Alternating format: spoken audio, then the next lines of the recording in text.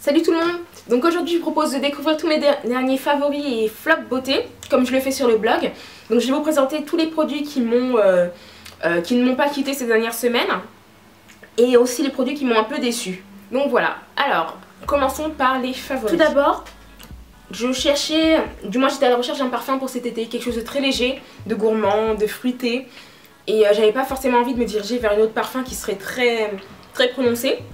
Donc je suis tombée sur les brumes corporelles de chez The Body Shop. Donc j'ai pris la mienne en teinte mangue.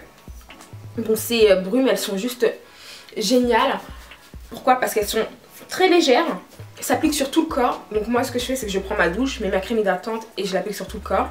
Donc elles se substituent à mon parfum actuellement. Je les mets même avant de me coucher parce que c'est très subtil. C'est pas du tout agressif, même sur les cheveux. Et alors cette brume, du coup, je crois qu'elle est environ à 10-11 € pour les 100 ml.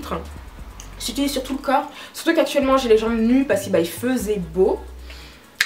Donc là du coup je l'applique sur les jambes, sur les bras, etc. Et ça laisse une effluve parfumée. Le parfum mangue il est juste génial, c'est celui que j'ai trouvé le plus approprié.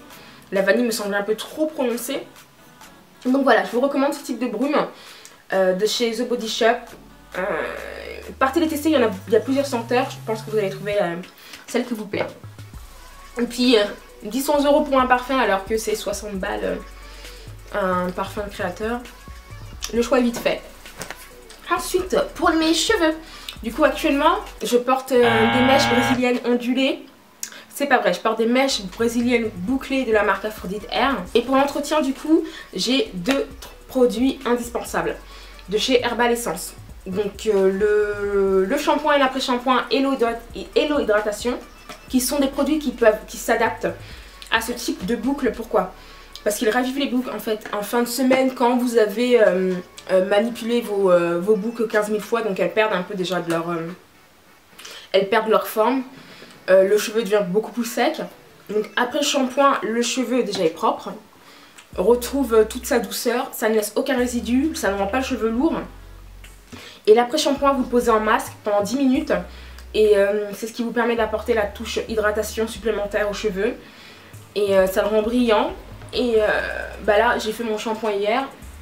Et les boucles sont juste revenues comme au premier jour. Donc je vous recommande ce duo-là. Ensuite, avant de passer au rouge à lèvres, parce que j'en ai quelques-uns à vous montrer, les blushs. On va commencer par un blush sans surprise. Tous avec moi, ensemble, le blush mandarine de chez Black Up. Ce joli orange mat qui ne me quitte pas depuis que je l'ai. Ça va faire un an d'ailleurs. C'est un blush, je l'ai déjà dit 100 000 fois, pour les peaux noires. Un orange pigmenté mat qui tient très bien sur la peau, qui se fond facilement à la peau. On peut l'appliquer avec plus ou moins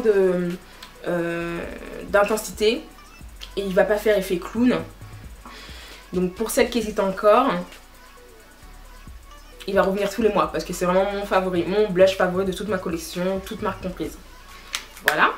Ensuite un deuxième blush, je vous l'ai présenté il n'y a pas longtemps dans mon haul MAC, le Sweet as Cocoa, donc qui est un blush irisé, brun marron avec des particules dorées. C'est un blush qui fait enlumineur. Je l'ai actuellement sur mes joues, donc je ne sais pas si vous voyez, mais sur toute cette partie là. Je l'ai déposé là et vraiment il apporte de la luminosité au visage. Il donne un effet joues qui ont pris le soleil. Et je vous le recommande fortement parce qu'il est juste génial. Chez Nars, alors je sais pas si ça le fait, mais c'est une édition limitée. Je crois qu'il est encore disponible chez Sephora.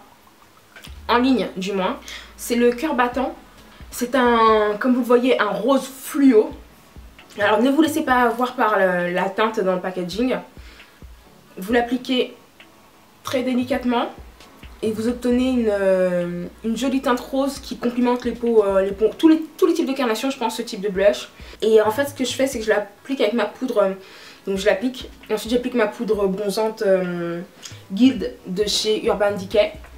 Et j'obtiens vraiment un beau résultat. Je vous montrerai derrière une photo si je peux là ou un peu plus tard au long de cette vidéo. La combinaison est juste géniale. Ensuite pour les yeux, le matin généralement j'ai pas le temps, vraiment le temps de me pouponner comme je le fais là. C'est sourcils, mascara, correcteur et on est parti. Et quand j'ai envie de prendre plus de temps, j'aime avoir des produits très pratiques d'utilisation. Donc les crayons aquamatiques de chez Make Up For Ever sont juste géniaux. Pourquoi? Parce que ce sont des teintes qui servent d'ombre à paupières, tout simplement, qui s'appliquent facilement sur les yeux, qui glissent et s'estompent très facilement. Par contre, il faut le travailler très très vite. Et en fait, vous obtenez un marron métallique comme celui-ci, que vous estompez au doigt et vous avez l'impression d'avoir créé un faux effet ombré sur les yeux, avec une couche de mascara et tout est joué. Donc je vous le recommande. Passons aux lèvres. Aux lèvres, bon, vous savez que je suis folle de rouge à lèvres. Ah, quoique non, j'ai oublié. Mon cache-cerne Prolong Wear de chez MAC. I Must Have aussi. C'est vrai que chez MAC, il y a 15 000 correcteurs. J'en ai, d'ailleurs je les ai presque tous. Parce qu'ils sont vraiment très bien. Mais celui-ci, c'est un correcteur qui fait... qui a une couvrance tellement parfaite que du coup je l'utilise même en fond de teint. Alors je m'entends, quand je dis fond de teint, c'est à dire que je ne l'applique pas qu'en tant qu'anti-cerne, mais il va sur d'autres zones de mon visage et il couvre, il unifie, il a une superbe texture, un superbe fini, je poudre et c'est bon. Donc c'est celui que j'utilise actuellement pour tout mon visage. Donc là aujourd'hui j'ai du fond de teint, mais généralement c'est celui-ci. Là je l'ai utilisé pour mes cernes. Donc je poudre avec la banana powder. Et j'obtiens un superbe résultat. Il a une très bonne tenue, il glisse facilement sur la peau et surtout la couvrance quoi. Donc moi je l'ai prise dans la teinte NW45 qui est la teinte qui se rapproche le plus de ma peau. Mais je vous le recommande. Passons aux lèvres. Donc j'ai quelques chouchous pour les lèvres. Certains que je vous ai déjà présentés, d'autres non. Donc le premier, les rouges à lèvres liquéfiés de chez Too Faced, donc les Melted. Donc je l'ai pris dans deux teintes, mais ma teinte favorite c'est la teinte fuchsia. Je l'avais swatché dans un Sephora à Strasbourg, j'avais été bluffée par la pigmentation. En fait ces rouges à lèvres, ce sont des rouges à lèvres liquides qui offrent un fini mat, une couleur super intense, une longue tenue. Par contre, je vous recommande d'appliquer un baume à lèvres avant de les appliquer parce qu'ils vont avoir tendance à légèrement dessécher les lèvres. Voilà, boum! Vous avez vu la couleur de dingue? Donc c'est vraiment une couleur pour l'été celle-ci. Donc le bémol dans cette histoire là c'est qu'ils sont en rupture de stock partout, impossible de les trouver. Je pense que Sephora devrait faire un réassort, du moins je l'espère. Deuxième rouge à lèvres, je la porte là tout de suite et je vous l'ai présenté dans ma dernière vidéo Get Ready. C'est le M32 de Black Up qui est une teinte framboise mat. Je vous les ai présentés sur le blog aussi.